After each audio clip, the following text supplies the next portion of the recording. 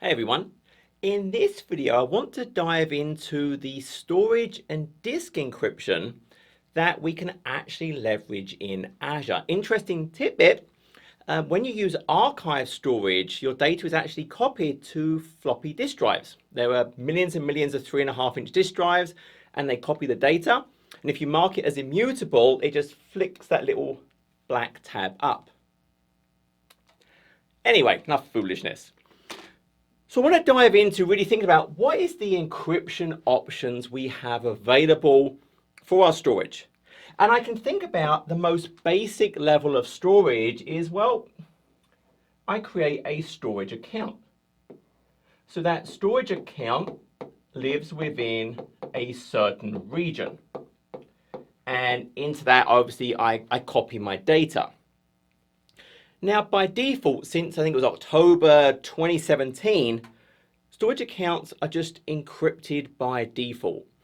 Now, if we think about what powers a storage account, I can think about, well, there's a service,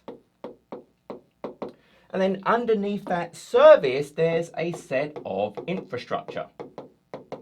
Now, in reality, there's a whole bunch of different kind of partition layers and streaming layers, etc. But for our purposes, I can really just think about it, well, there's the service and the infrastructure that enables me to have this storage account into which I write my data, my blobs, my tables, my files, my queues. And as I mentioned, so by default, this is encrypted. Now, it's encrypted using this 256-bit AES. It is FIPS 140-2 compliant. Now, how is that actually working? What's happening behind the actual scenes? So I drew data here.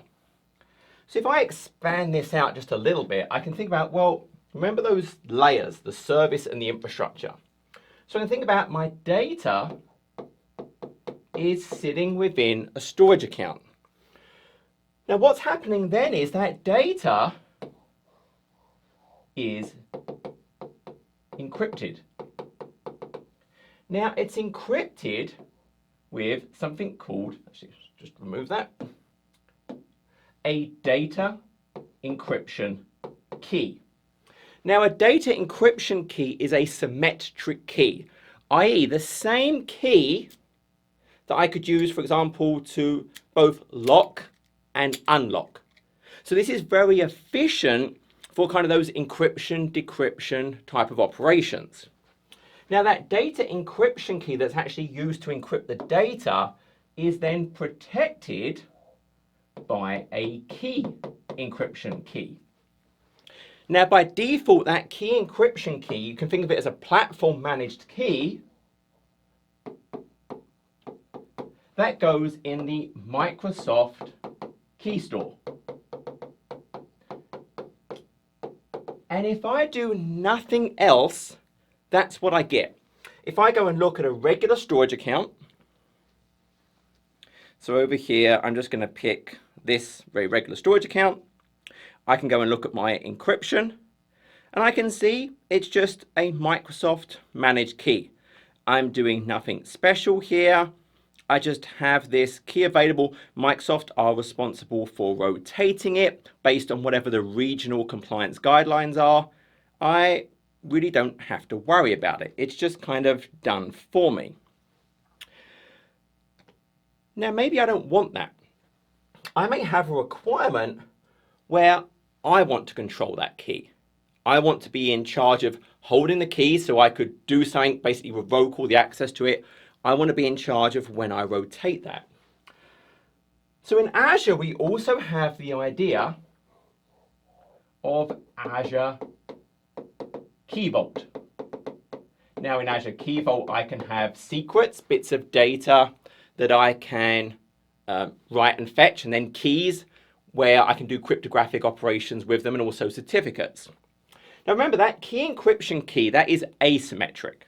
So in that world, whichever key is used to lock it, it's the other key that can unlock it. And if this key locks it, this other key has to unlock it.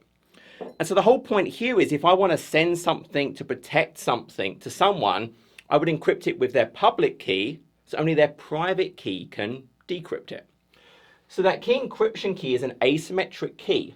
Now, if I want to actually be in charge of that, what I can absolutely do is, well, I can have a key in my key vault. I could bring that in, I could generate it. And now I'm saying, actually, I want customer managed key. So I have now a CMK. So the key is now living in my key vault. Now this is blob and files only. That's where I can actually leverage that functionality. The nice thing here is, obviously I still have to rotate that key, but for storage accounts, they can actually be configured that when I rotate the key, I still have to do that rotation, create a new version.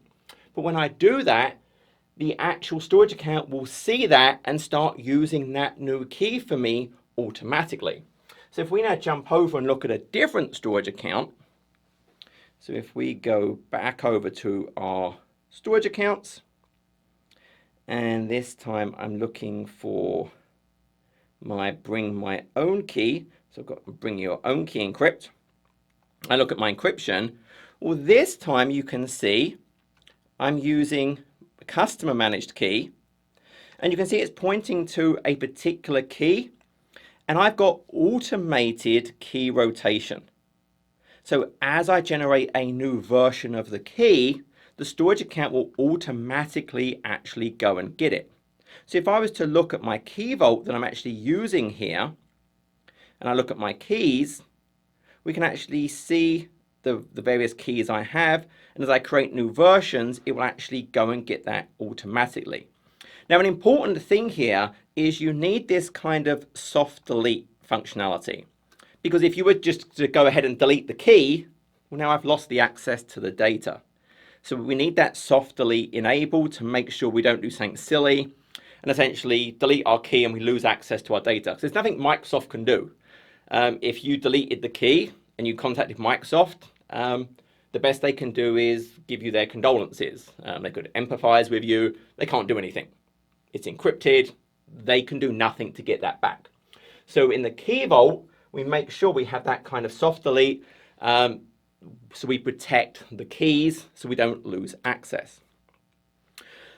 So that's where, hey, I can now control that key. Instead of it being platform managed, I'm saying I want it to be a customer managed key. So this is all really at the service layer. There is actually an ability to have double encryption, and they call it kind of this infrastructure level encryption. And what happens here is, if I think about this is kind of that level, what we can then also do is we take this and we basically encrypt it again with a different data encryption key. And now that data encryption key is protected by a different key encryption key. Now this is always platform managed. There is no customer managed key for this infrastructure level. But if I needed kind of this double level encryption, I can turn this on. The idea of this is it uses a different algorithm. So if in the worst case scenario, somehow the encryption I have at one of the layers got compromised, I still have another layer of encryption using a different algorithm to still actually go and encrypt that data. So we're encrypting the data twice with two different algorithms. So here, if I go and look at this, and I'll look at a different storage account. So I guess first thing is, when I actually think about this, is if I was actually creating one of these accounts, if I did kind of a new storage account, what I can actually do in my advanced is we can see we have this option for infrastructure encryption. Now I have to go and enable this, and the documentation walks through the process. I basically onboard to this infrastructure encryption, and then when I actually create the storage account, I can set this to enabled to now get this double level of encryption. Now in my case, I have this storage account here, and we can see, yep, so I've got this kind of Microsoft managed key here, but you'll notice I have the infrastructure encryption as well set to enabled. So this data is essentially now double encrypted. And I could, it's up to me, I could, for kind of that layer, have a customer managed key, or I could keep it as platform managed, and then I can have this additional layer, this double encryption. So at this point, this is at the storage account level. Everything I'm writing, the blobs, in this case, the files, they're using this customer managed key, for example, but it's everything. What about if I'm a company and I have a storage account and actually I have different customers and I actually want to somehow be able to have different encryption for different blobs or maybe different containers. So we can do that. So we have a construct called encryption scopes. So now I could really think about this ability that I create these encryption scopes. So for example, I'm going to create two. I'll have encryption scope 1, encryption scope 2, and then I could think about, well, I just have the default storage account if I don't specify an encryption scope. And then I can write my data into these things. So this is blob only. So at the blob, per blob or the container level, and then gets inherited by the blobs I put in it, I can write to these encryption scopes. Now, each of these encryption scopes, they have their own data encryption key 1, data encryption key 2, data encryption key 3. And then obviously, once again, as we would expect, each of those has their own key encryption key 1, 2, 3. And for all of these, it could absolutely be key vault. So I can use a customer managed key, or I can use the Microsoft Store, i.e. platform managed key. So for all of these, I can pick any of those I want. So I create these encryption scopes, and then I essentially either mark a container as, hey, you're in this encryption scope, and then any blob I put into it will inherit. Or at a per blob level, I can actually say, hey, I want you to be in this encryption scope. So now I have different encryption for different blobs, different containers, but these are all in the same storage account. And that's kind of a key point now. So if in this case, we actually jump over again. So here, if I actually go and look at this, and I think I've got this once again in my bring your own key. So in this case, notice I have encryption scopes. And you can see I've created two. Encryption scope A, encryption scope B, both of mine are just using Microsoft managed. If I add a new encryption scope, you can see I could pick to use a customer managed key if I want. So I have complete kind of flexibility there.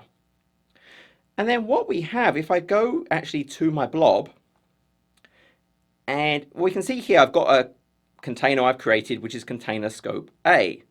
If I actually look at this and the details of it, let's look at the properties, you can see its encryption scope down here is encryption scope A. Now, anything I then uploaded to this would automatically go into that encryption scope. So if I uploaded a blob to that container, it would use that encryption scope. Now, if I just go to a normal container that is not using an encryption scope, you can see it's using the account encryption key down here at the bottom. Well, now, if I was to actually upload something, so if I just pick some kind of random file, I don't even know what that is. If I go to advanced, you'll notice I actually have the option down here for encryption scope to use the default container scope, which could either be the default storage account, or it's been marked as a particular encryption scope, or because it's using the default, that container isn't using an encryption scope, I could actually specify at a per blob level a particular encryption scope. So now I can think about really breaking up how I really think about, well, how am I doing this encryption? I have a huge amount of control on this. Okay, so this is really all about kind of storage accounts. And it's all about really this server-side encryption. Let's take it up a level, because if we're dealing with virtual machines, we don't really deal with storage accounts anymore. What we're used to doing is, if I think about my virtual machine, so here's my kind of VM, what we deal with these days are disks. Now, if you go back through time in ye old days, what actually happened is you would create a storage account, and then you would basically create a page blob,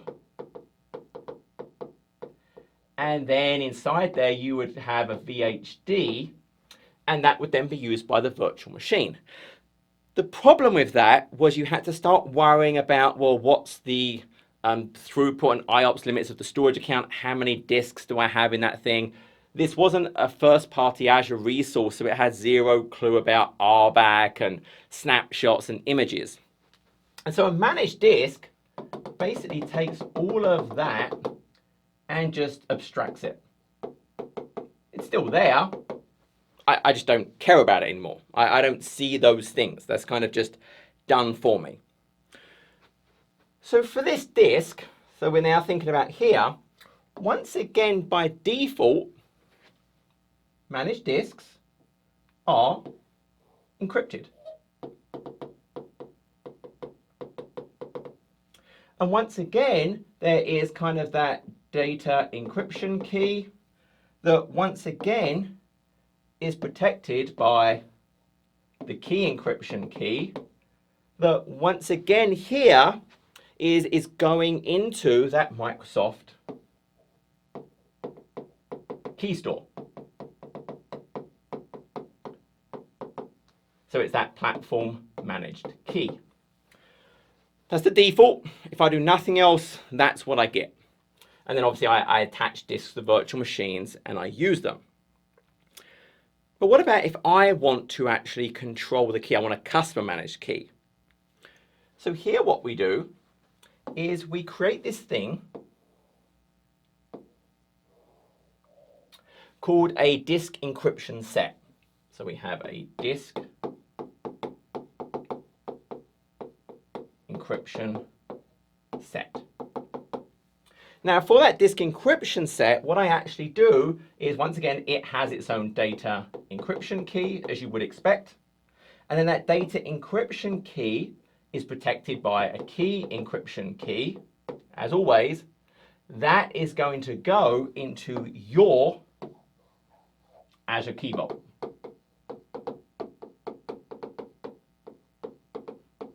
Where that will be a key.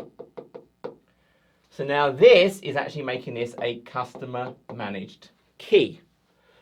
And at this point, I put disks into the disk encryption set. So I'd say, hey, I can either create a new disk into that disk encryption set.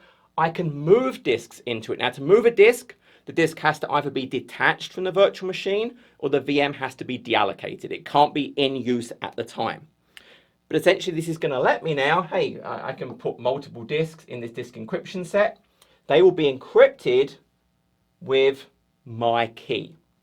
And what you can actually do as well is you can turn on that double encryption. So I absolutely can turn on that encryption where I have a double encryption, where I have the key encryption key that goes to the Microsoft key store. So I can turn on double encryption. That's totally available to me. So if we look at this, so let's jump over. So in this case, we're going to look at disks. So if I jump up here and just look at my disks. Now this is completely transparent to the actual virtual machine. Like there is no knowledge of this.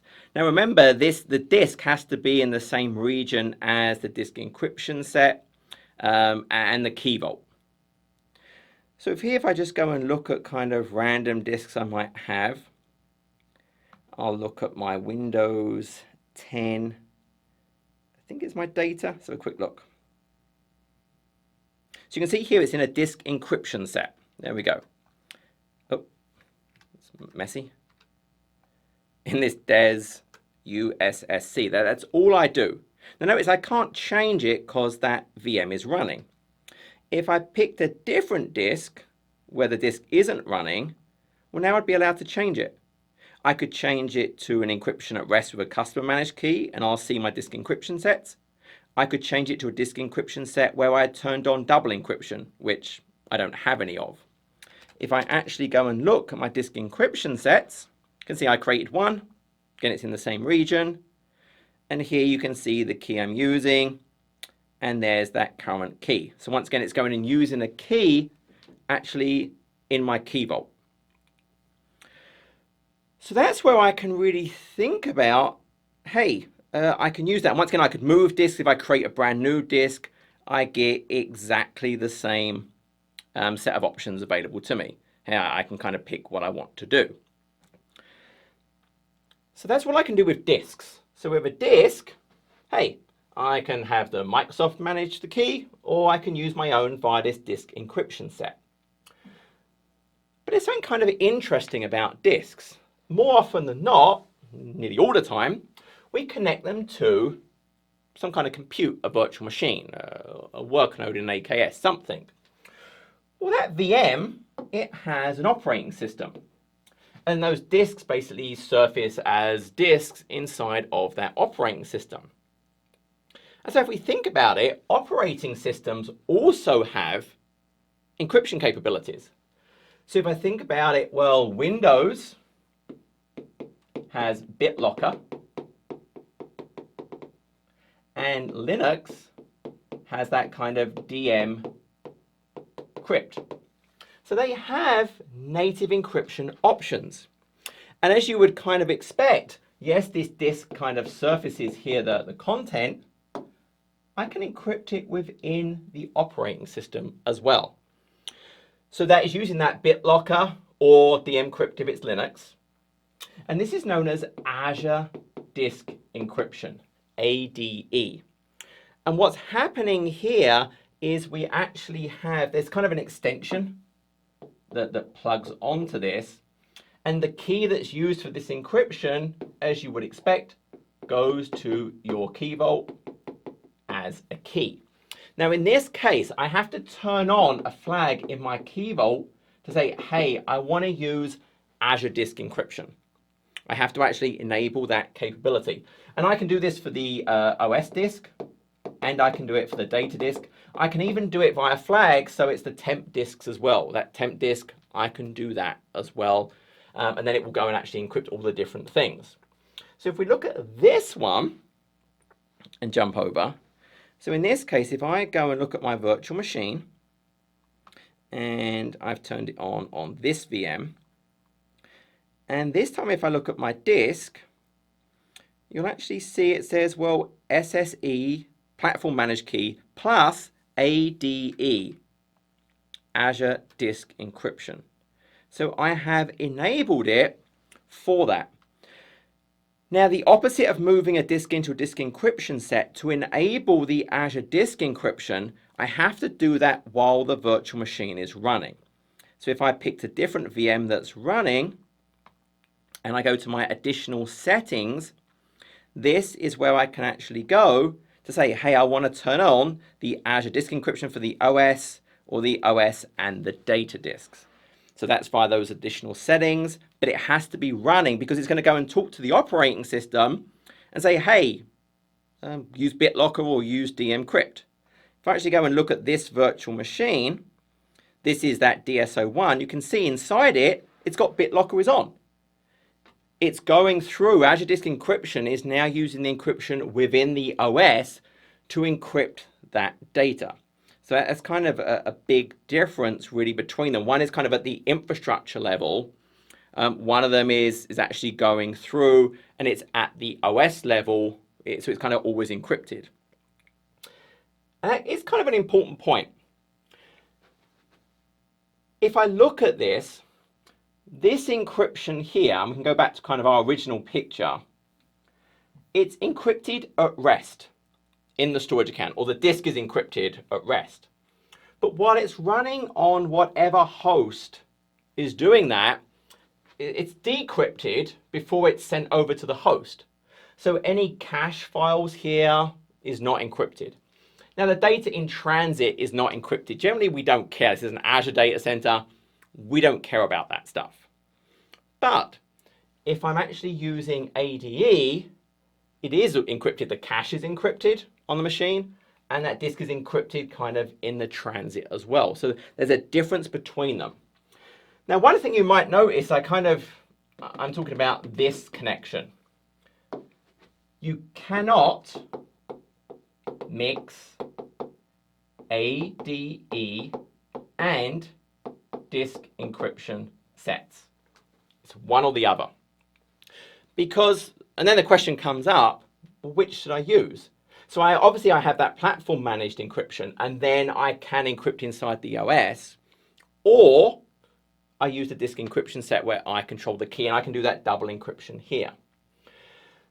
There are restrictions on where I can use Azure Disk Encryption, like custom Linux images. It is not going to work in many scenarios. So that there are requirements. It is doing work inside the OS. But you get that benefit that the cache is encrypted on the host. It's encrypted in that transit, whether you care or not. And I can turn on kind of the temp disk encryption as well as part of this configuration. Whereas with the disk encryption set, it's encrypted at rest, but it's decrypted as it's sent over kind of that internal Azure network to the host running the VM. The cache is not encrypted, the temp disk is not encrypted.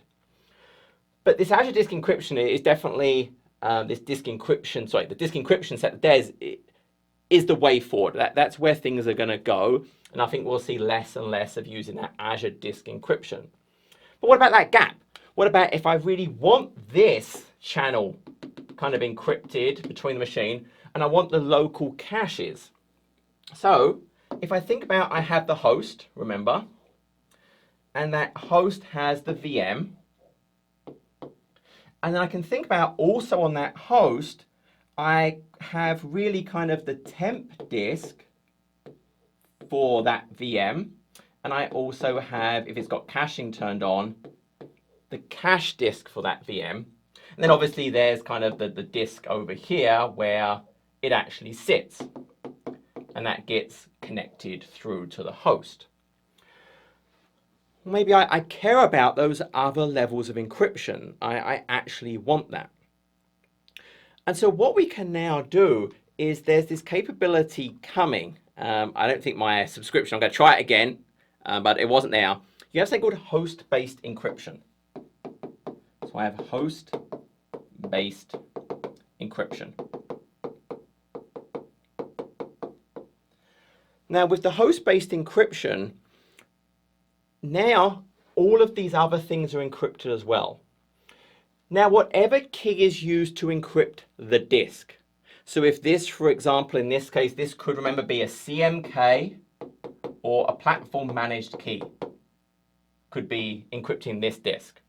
Whichever one of those is encrypting the disk will also be used to now encrypt it as it goes over the wire to the host, and it will be used to encrypt the cache disk.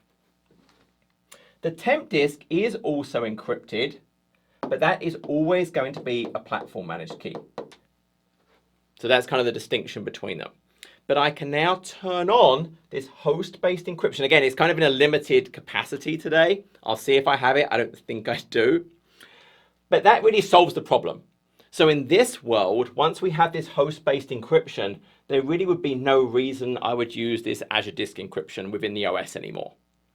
I would use, hey, the disk encryption set if I want my customer managed key for here, and it will make sure any local storage as well on the host is encrypted with my key if it's the cache of the disk, or platform managed key if it's temp, and kind of over the wire. So that's really where everything kind of comes together for this. So we'll have a look, and I'll show you where it would be. But last time I looked, I still didn't actually have access to it. So if I actually went to virtual machines over here, and I said, hey, I want a new virtual machine. It's only in certain regions, but I could say, for example, well, South Central. I'll pick Windows Server 2019. I won't do that at this point, don't need that. There's certain sizes are supported at this point, but if I did, I'll just do I think B2 works. So what I would actually see under my disks, yeah, so I still don't have it available on mine, but I'll open up the documentation so we can see what this should look like. Actually, let me try one thing super quick. So there's actually a special portal you have to use. I just realized I didn't do that. But I still don't think I have access to it. But here I would go into the VM. Once again, I would pick the region, pick the OS, pick the SKU, and then under disks, yeah, I don't have it. But basically, so let's actually see what this should look like. So what you would get if you were worthy, which I am not, once your subscription, so you have to apply for this, and it's taking its time.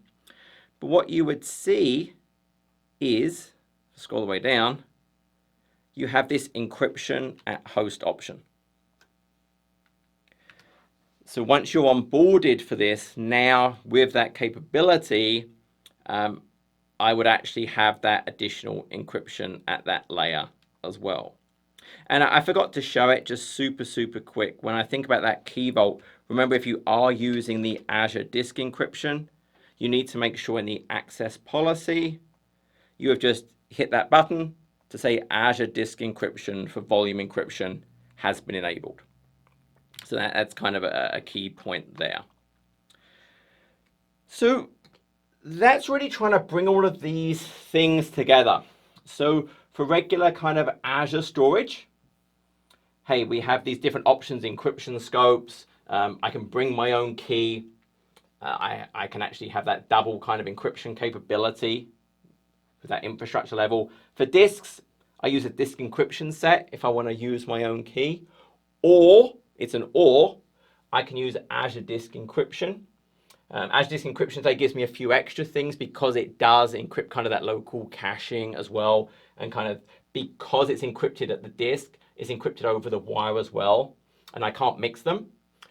But when I now in the future can combine that, when this is broadly available, with the host-based encryption, I get the best of both worlds.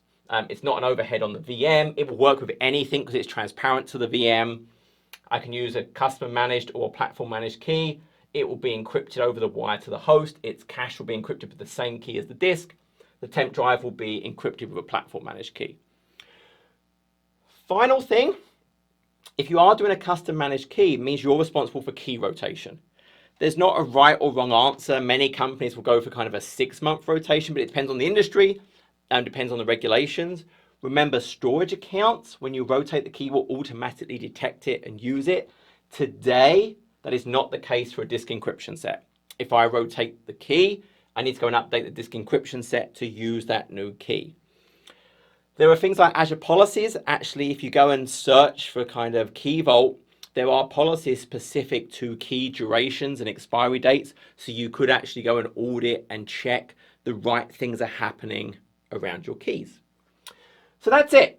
I hope that kind of explained what the different layers are. I think there's been some confusion about, well, hey, I've got encryption on my disk, but this ADE is showing it's not encrypted. They're two different things. There's disk at the encryption at rest level, and then there's encryption within the OS using BitLocker or DEncrypt. Again, I can't mix my own custom managed key using a disk encryption set with Azure Disk Encryption. And I really think once we get this kind of host-based encryption, we won't use that Azure Disk Encryption anymore. It won't be required. We'll use the disk encryption sets with that host-based encryption. So as always, I hope that was useful. If it was, kind of a like, subscribe, comment, and share is definitely appreciated. But until next time, you take care of yourselves.